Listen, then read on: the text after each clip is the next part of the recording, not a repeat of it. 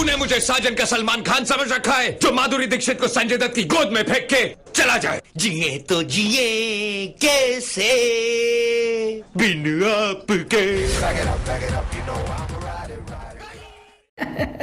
औकात औकात औकात, आजकल वो हमसे औकात की बात करते हैं जिनकी खुद की औकात दो कौड़ी की नहीं। हम किसी दूसरे की अमानत है। नहीं, तुम सिर्फ मेरी हो और किसी की नहीं हो सकती। हम दोनों के बीच अगर कोई आया तो समझो वो मर गया।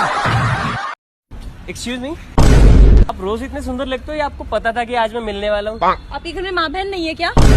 एक सेकेंड, मम्मी कहाँ हो? मार्केट। और बहन? अच्छा वो भी साथ ही है। नहीं, घर में माँ बहन नहीं है। तो हम चले? तुझको ही दुल्हन बनाओ। ओ भाई, मारो मुझे, मारो मारो मुझे, मारो मारो।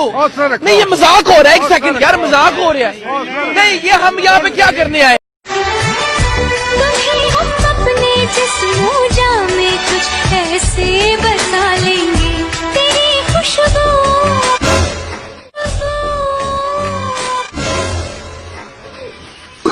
हा हा हा।